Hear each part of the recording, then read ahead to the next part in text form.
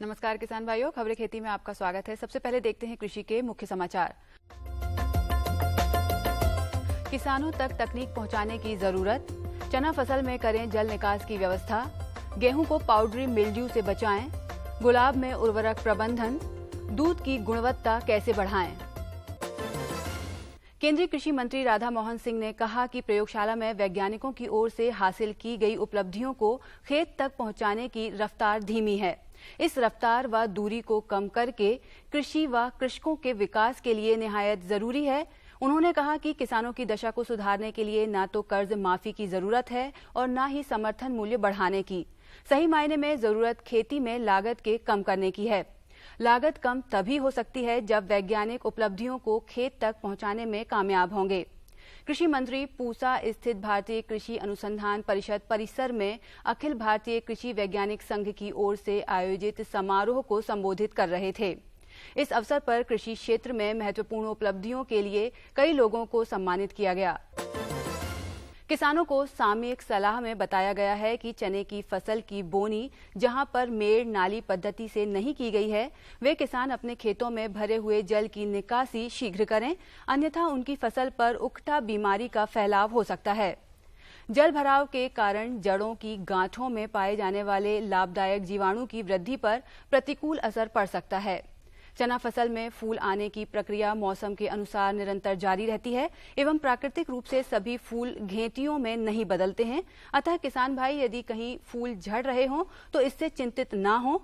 इस साल कहीं कहीं चने की फसल में फल छेदक इल्ली का आक्रमण भी हो सकता है। अतः इसके नियंत्रण हेतु चना फसल में 30 मीटर की दूरी पर खेत में टी आकार की खूंटियां लगाएं, जिस पर पक्षी बैठकर इल्लियों को खाते हैं। प्रकाश प्रपंचों का उपयोग सायंकाल 6 बजे से 10 बजे तक करना चाहिए। प्रकाश प्रपंच में दूधिया रोशनी वाले बल्ब का उपयोग करें। इल्लियों के नियंत्रण हेतु HNPV वायरस का 250 LE मात्रा का घोल 400 लीटर पानी में बनाकर दोपहर बाद छिड़काव करें। गेहूं को चूर्निल आसिता या पाउडरी मिल्ड्यू रोग से काफी नुकसान होता है। इस रोग से पत्तियों के ऊपर चूर्ण जैसा जमा हो जाता है। ये एक कवकीय रोग है। प्रारंभिक लक्षण पत्तियों पर दिखाई पड़ते हैं। रोग की उग्र अवस्था में पूरा पौधा ग्रसित हो जाता है। रोग के नियंत्रण के लिए सल्फर रसायन जैसे सल्फेक्स अथवा थायोसल्फेट या डायथेन Z 78% में से किसी भी एक रसायन की 1 से 1.5 किलोग्राम मात्रा 600 से 800 लीटर पानी में मिलाकर प्रति हेक्टेयर की दर से छिड़काव करें। इस रोग से बचाव के लिए शुद्ध एवं प्रमाणित बीज का प्रयोग करें। रोग के प्रारंभिक लक्षण दिखाई देने पर रोगग्रसित पौधों को उखाड़कर नष्ट कर दें। कभी भी रोगग्रस्त पौधों को उखाड़कर खुले में न फेंकें। संतुलित उर्वरकों का प्रयोग हमेशा सुनिश्चित करें। गुलाब के पौधे में काट छांट के बाद पौधे को जड़ों के आसपास 15 से 20 सेंटीमीटर गहरा खोदकर 3 से 4 दिन खुला छोड़ देना चाहिए, ताकि पौधों की जड़ों को धूप लग जाए। गुलाब के विकास के लिए जाड़े के दिनों में 3 से 4 घंटे की धूप और रात्रि की ओस बहुत ही आवश्यक है। विभिन्न वैज्ञानिकों के अपने अपने अनुसंधानों के आधार पर कई प्रकार के खाद एवं उर्वरकों की सिफारिश की है। फिर भी अच्छी बढ़वार व उत्तम कोटि का फूल लेने के लिए प्रति पौधा 10 किलोग्राम गोबर की सड़ी खाद मिट्टी में मिलाकर सिंचाई कर देनी चाहिए। गोबर की खाद लेने से 1 सप्ताह बाद 20 ग्राम नीम की खली, 100 ग्राम हड्डी का चूरा, 20 ग्राम यूरिया, 50 ग्राम सुपरफास्फेट तथा 30 ग्राम म्यूरेट ऑफ पोटाश का मिश्रण प्रति पौधे के तने से 20 सेंटीमीटर की दूरी पर प्रयोग करना चाहिए। दूध उत्पादन नियमित आर्थिक लाभ का एक अच्छा साधन है। इसे कृषि का अभिन्न अंग प्राचीन काल से ही माना गया है। दुग्ध उत्पादकों को इससे अच्छा आर्थिक लाभ तथा रोजगार मिल रहा है। कभी कभी कच्चे दूध की रखरखाव संबंधी समस्या के कारण किसानों को आर्थिक हानि उठानी पड़ती है। अतः इस विषय पर ध्यान देकर वह अधिक लाभ प्राप्त कर सकते हैं। ताजा दुहा दूध का तापक्रम दुधारू पशु के शरीर के तापक्रम 37 डिग्री सेल्सियस के आसपास होता है। चूंकि दूध में प्राकृतिक रूप से जीवाणु रोधी तत्व पाए जाते हैं, अतः तापक्रम पर भी इन जीवाणुओं में वृद्धि नहीं पाई जाती, किंतु धीरे धीरे इन तत्वों की क्रियाशीलता कम होने लगती है और ये जीवाणु तीव्रता से वृद्धि करते हैं। प्रथम आधे घंटे में जीवाणु की वृद्धि दर बहुत कम होती है, तदोपरांत ये क्रियाशील हो जाते हैं। जीवाणुओं की क्रियाशीलता को कम करने हेतु दूध को ठंडा करना एवं दूध को निश्चित तापक्रम तक गर्म करना प्रमुख कार्य रहता है। सब्जियों में पछेती अंगमारी रोग बाद की अवस्था में आक्रमण करता है तथा नम व ठंडे वातावरण में काफी अधिक नुकसान करता है। पहले पत्तियों के किनारे भूरे रंग के धब्बे बनते हैं जो तेजी से साथ बढ़कर पत्तियों को झुलसा देते हैं। रोगी पत्ती की निचली सतह पर सफेद भूरे रंग की फफूंद दिखती है। कभी कभी तने व शाखाओं पर भी ऐसे धब्बे बनते हैं और पूरा पौधा सूख जाता है। आलू में कंद भूरे होकर सूखने लगते हैं व टमाटर में फलों पर जैतूनी धब्बे बनते हैं जिससे फल सड़ जाते हैं।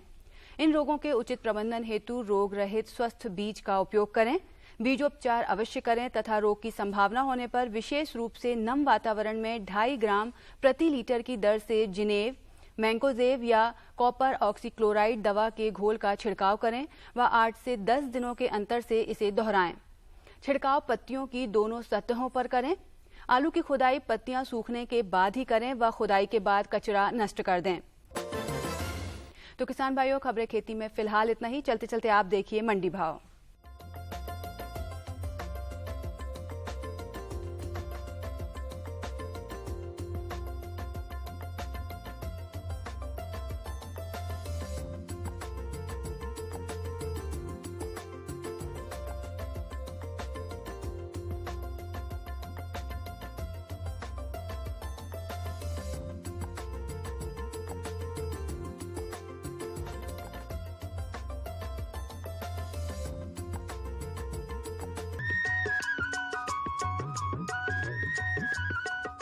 ये लो और बताओ।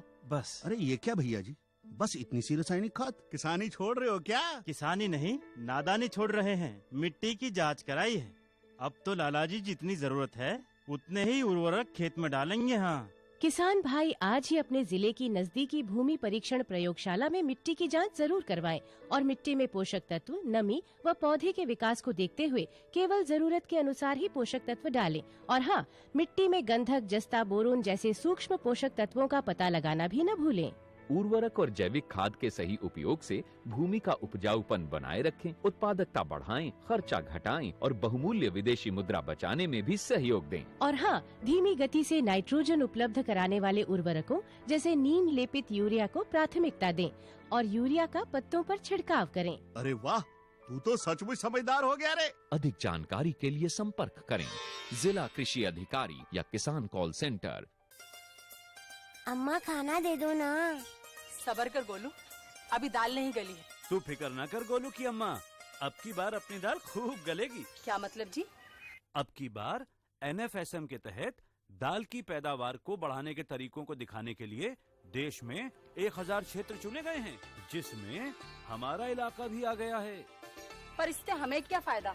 हमें 5 एकड़ खेती के लिए खाद और कीटनाशक के अलावा बढ़िया बीजों की एक मिनी किट भी मिलेगी। इतनी दाल का करेंगे क्या जी? अरे भगवान, सरकार ने दलहन का समर्थन मूल्य भी खूब बढ़ा दिया है और इनकी खरीद का भी पूरा इंतजाम कर लिया है। इससे आमदनी बढ़ेगी और फिर हमारा गोलू अच्छे स्कूल में जा करके कृषि वैज्ञानिक बनेगा। हाँ,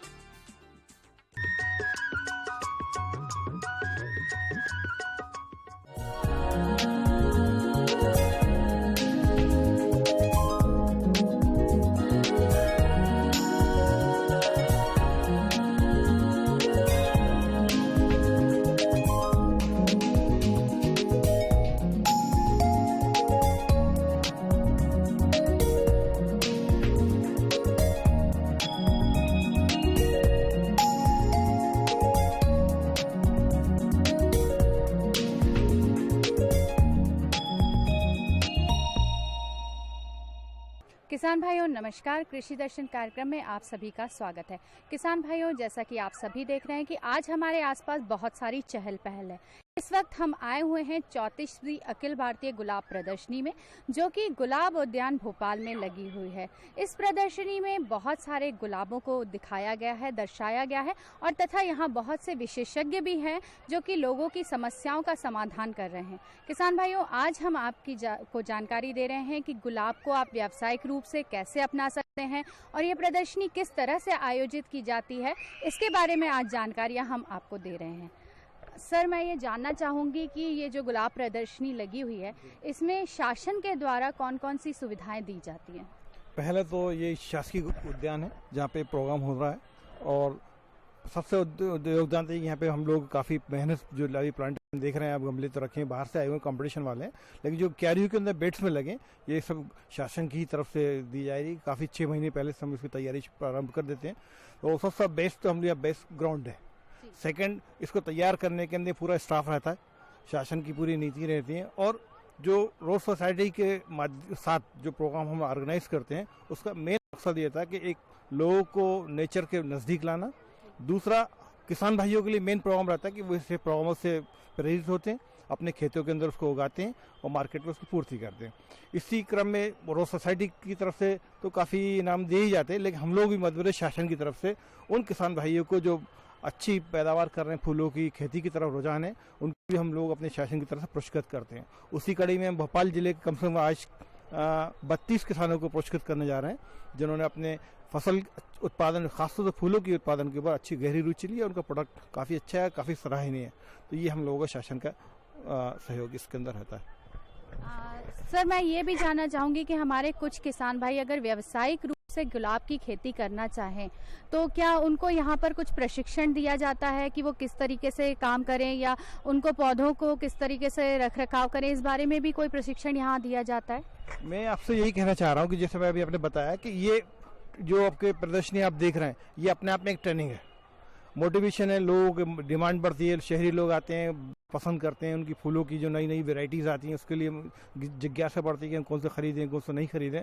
इसलिए उनको प्रेरणा मिलती है कि हम किस तरह के पौधे उगाएं और हमें क्या कमी रहेगी। तो अपने आप में एक प्रशिक्षण है। साथ ही मध्य प्रदेश सरकार की बहुत सारी स्कीमें चल रही हैं किसानों के लिए कि उनको सब्सिडी के अंदर फूलों का बीज, कंद, फूलों के पौधे सब दिए जाते हैं, साथ में ट्रेनिंग दी जाती है, और हमेशा वो अपने संपर्क में रहते हैं। जो हमारे स्थानीय कर्मचारी या अधिकारी हैं उनसे वो प्रशिक्षण पाते हैं और उनसे अनुदान पाते हैं और प्रेरित होते हैं। और ये आयोजन उनमें एक 4 चांद लगाता है कि किस तरह से वो अपने प्रोडक्ट को सही उत्पादन करें और किस तरह से अधिक अपनी और आर्थिक फायदा लें और देश की उन्नति में सहयोग करें। हमारे साथ में आज यहाँ पर गुलाब सोसाइटी के अध्यक्ष सुशील प्रकाश जी भी हैं। मैं उनसे जानना चाहूँगी कि सर ये जो प्रदर्शनी आप यहाँ आयोजित करते हैं तो इसमें आपको किस तरह की तैयारियाँ करनी पड़ती हैं और इसके लिए क्या क्या आपको सहयोग, शासन से क्या सहयोग मिलता है? देखिए, ये 34वीं अखिल भारतीय प्रदर्शनी है और मेरे ख्याल से पूरे देश में पहली ऐसी प्रदर्शनी है जो 34 साल तक हॉर्टिकल्चर डिपार्टमेंट के साथ मिलकर चल रही है।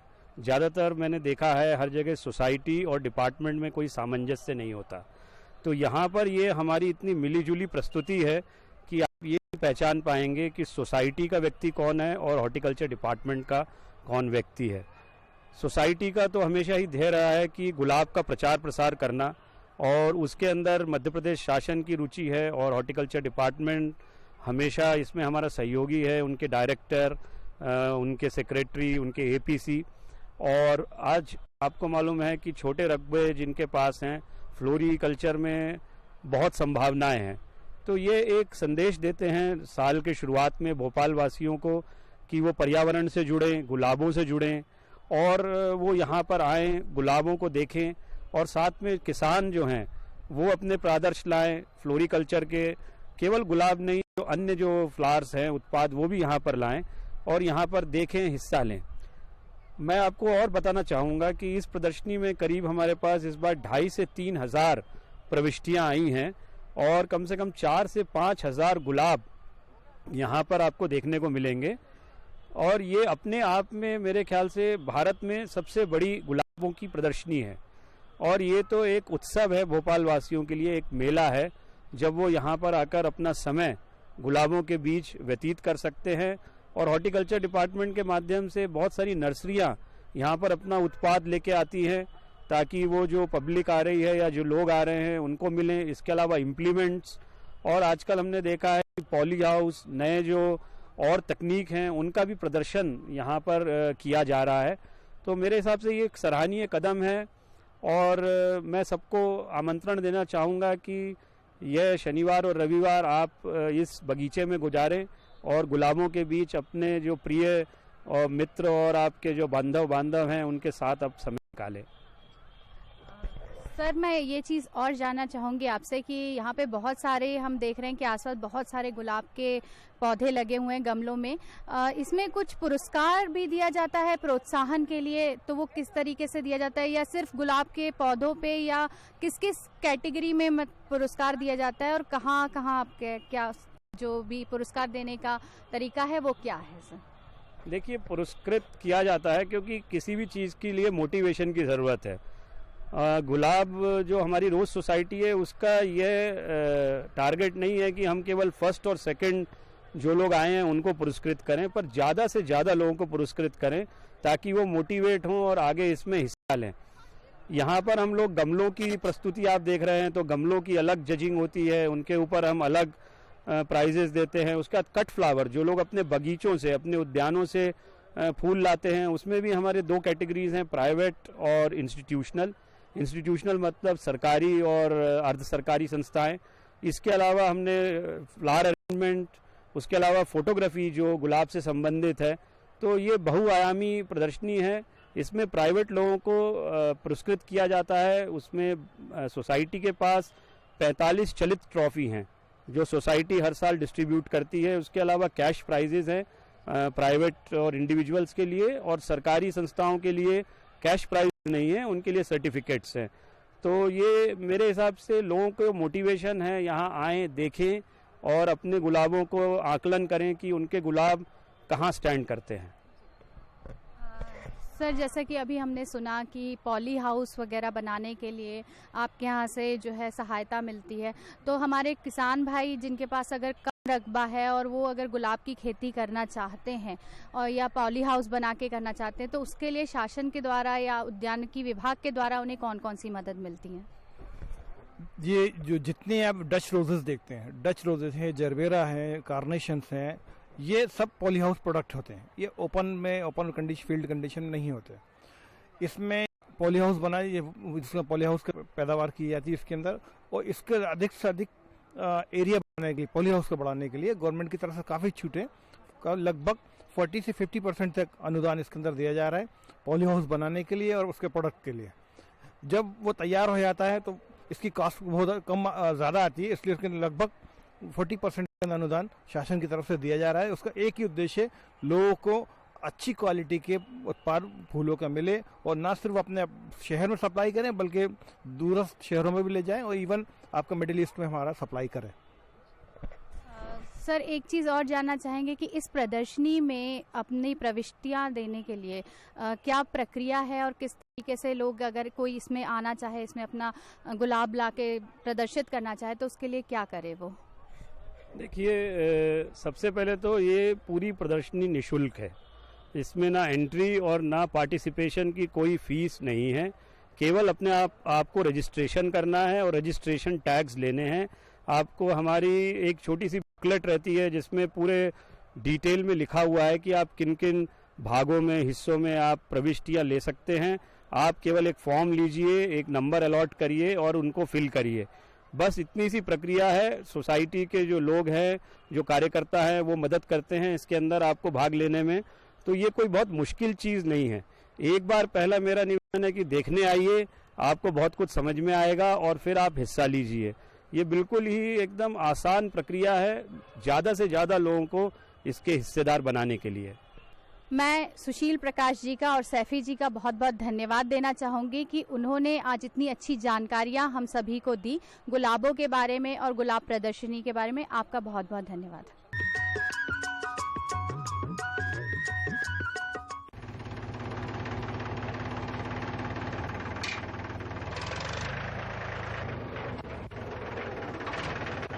अरे हरकू वाह, बीज, कीटनाशक और आज खाद भी। अरे इतना खर्चा कहाँ से? अरे खर्च की चिंता किसे है, मेरे पास है ये किसान क्रेडिट कार्ड। कार्ड? अरे बैंकों द्वारा जारी इस कार्ड से किसान उसकी सीमा तक की रकम कभी भी बैंक से निकलवा सकता है और खेती बाड़ी की सामग्री कभी भी खरीद सकता है। कर्ज के झंझट से भी छुटकारा और तो और बिजली के बिलों का भुगतान, डीजल इससे खरीदना और आसान हो गया है। तो हर को भैया एक कारण मेरे लिए भी। किसान क्रेडिट कार्ड के लिए नजदीकी बैंक से संपर्क करें और पाएं ढेर सारे लाभ। हाँ, मैं ऐसे ही करूँगा। हाँ, अच्छा, मैं जा रहा हूँ। अच्छा, जी जी जी, हाँ, जी जी जी। किससे बात कर रहे थे इतना हंस कर? किसान कॉल सेंटर, विशेषज्ञ से खेती के बारे में सलाह ले रहा था। सुबह भी, रात को भी? किसान कॉल सेंटर सुबह 6 बजे से रात को 10 बजे तक खुलता है। रविवार को भी? हाँ भाई, साल के 365 दिन खुलता है। और इतना फोन का बिल कौन भरेगा? अरे, किसान कॉल सेंटर की सेवा मुफ्त है। पर तुम ये सब क्यों पूछ रही हो? मैं तो कुछ और ही समझी थी। किसान भाई कृषि संबंधी समस्याओं का अपनी भाषा में तुरंत समाधान पाने के लिए पूरे भारत में किसी भी फोन से राष्ट्रीय हेल्पलाइन नंबर 1800-180-1551 पर संपर्क करें। किसानों का दोस्त किसान कॉल सेंटर।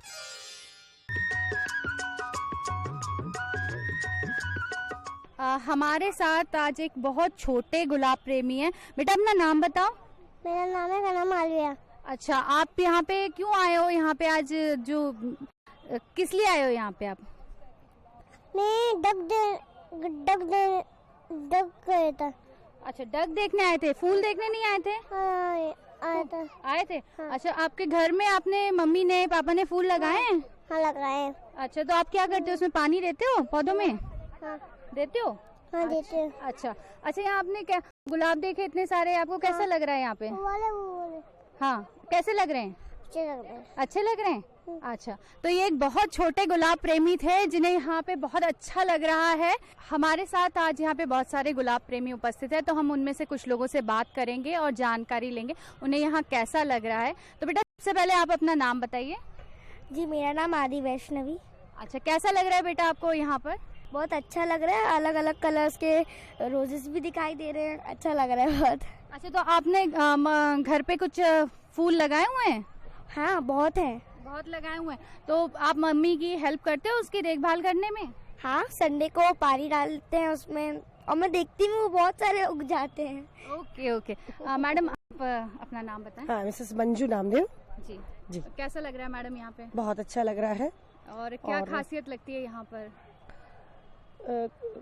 अच्छा लगता है क्योंकि एनवायरनमेंट यहाँ का बहुत अच्छा है और सिटी के सेंटर में भी है और बहुत अच्छा एनवायरनमेंट है। उसके साथ साथ धूप भी है दोपहर में, तो सब कुछ बहुत अच्छा लग रहा है। और गुलाबों की बहुत सारी वैरायटी, खासतौर पर बच्चों को दिखाना चाह रही थी कि कई शेड्स वो मिस करती है, पूछती है, तो यहाँ बड़ा मौका मिला मुझे उसको दिखाने का, तो बहुत अच्छा लग रहा है। तो मैम आप भी कुछ प्लांटेशन वगैरह में रुचि रखती हैं? हाँ, रुचि रखती हूँ और हालांकि छोटा सा गार्डन है मेरा, लेकिन फिर भी कोशिश करती हूँ कि वैरायटी के फ्लावर्स सीजन में लगा सकूं। जी जी। हाँ। जी। मैडम बताएं आप अपना नाम। फोजिया नाम है मेरा। हमारा भी टेरेस गार्डन हम लोग लगा के रखा है, बहुत सारे टाइप्स ऑफ फ्लावर्स हैं यहाँ पर भी। हम स्पेशल बच्चों को लेकर आए दिखाने के लिए, छोटे मतलब पोएम वगैरह जो पढ़ते हैं वो लोग दिखाने के लिए। बहुत अच्छा लग रहा है, घूम रहे हैं। अच्छा, तो यहाँ पे आपको कुछ नया देखने मिल रहा है? हाँ, बहुत प्यारे प्यारे फ्लावर्स हैं, छोटे से बड़े से सारी चीजें। मैडम आप बताएं अपना नाम। मेरा नाम इंदिरा पांडे है। मैडम कैसा लग रहा है? बहुत अच्छा लग रहा है।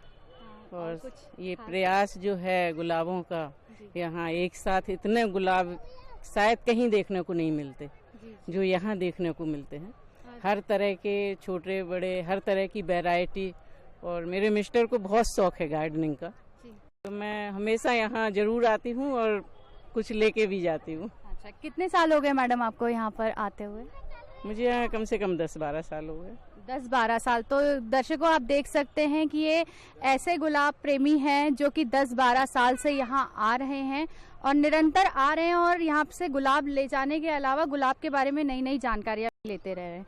सर आप? प्रमोद पांडे, कस्तूरबा नगर से हैं और हम यहाँ हर साल आते हैं। यहाँ पे हम लोग काफ़ी दिन से आते, भोपाल सेटल हैं तो 15-20 साल से हम लोग रेगुलरली आते हैं। एग्जीबिशन के समय जरूर आते हैं। इतनी वैरायटी एक साथ मिलना मुश्किल है, एमपी में तो कहीं नहीं मिलेगी, सिर्फ भोपाल यूनिक जगह है इस मामले में।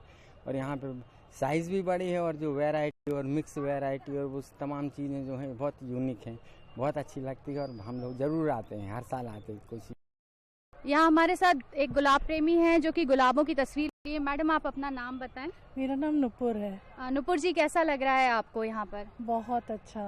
और आप, मैंने देखा कि यहाँ पे गुलाबों की तस्वीरें ले रही हैं। हाँ, मुझे फोटोग्राफी का शौक है और बहुत ही, मैं बचपन से आती रही हूँ यहाँ कम से कम। और 10 साल पहले हम लोग यहीं भोपाल में रहते थे, तो जब से पैदा हुई, जब से गुलाब प्रदर्शनी लगती आ रही है, तब से हम लोग हर साल यहाँ अटेंड करते हैं। और इतने सालों बाद भोपाल में वापस आके सबसे मतलब साल भर इस गुलाब प्रदर्शनी का इंतज़ार रहता है हम सभी को। अच्छा, तो आप घर में भी कुछ गुलाब के पौधे वगैरह लगाते हैं? जी बिल्कुल बिल्कुल, गार्डनिंग का बहुत शौक है जी। मुझे, और रोज़ का अलग अलग वैरायटी के रोजेस लगा के रखे हैं। तो यहाँ आपको क्या खास लगता है? यहाँ पे मतलब जितनी वैरायटी के रोजेस यहाँ पे देखने को मिलते हैं वो कहीं नहीं देखने को मिलते।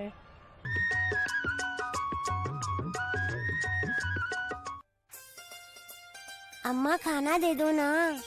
सबर कर गोलू, अभी दाल नहीं गली है। तू फिक्र ना कर गोलू की अम्मा, अब की बार अपनी दाल खूब गलेगी। क्या मतलब जी? अब की बार NFSM के तहत दाल की पैदावार को बढ़ाने के तरीकों को दिखाने के लिए देश में 1000 क्षेत्र चुने गए हैं, जिसमें हमारा इलाका भी आ गया है। पर इससे हमें क्या फायदा? हमें 5 एकड़ खेती के लिए खाद और कीटनाशक के अलावा बढ़िया बीजों की एक मिनी किट भी मिलेगी। इतनी दाल का करेंगे क्या जी? अरे भगवान, सरकार ने दलहन का समर्थन मूल्य भी खूब बढ़ा दिया है और इनकी खरीद का भी पूरा इंतजाम कर लिया है। इससे आमदनी बढ़ेगी और फिर हमारा गोलू अच्छे स्कूल में जाकर के कृषि वैज्ञानिक बनेगा। हाँ,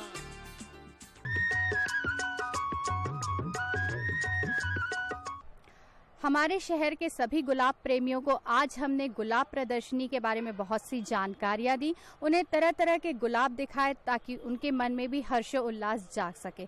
अगर आप भी गुलाब प्रदर्शनी में हिस्सा नहीं ले पाए हैं तो आप अगले साल जरूर हिस्सा लें और कोशिश करें कि अच्छे से अच्छे गुलाब अपने बागीचे में लगाएं।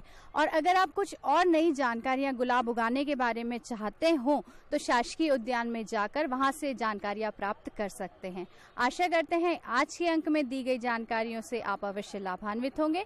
अगले अंक में कुछ और नई जानकारियों के साथ हम फिर उपस्थित होंगे। तब तक के लिए मैं खुशी सिंह अपने साथियों के साथ आपसे आज्ञा चाहूंगी। नमस्कार।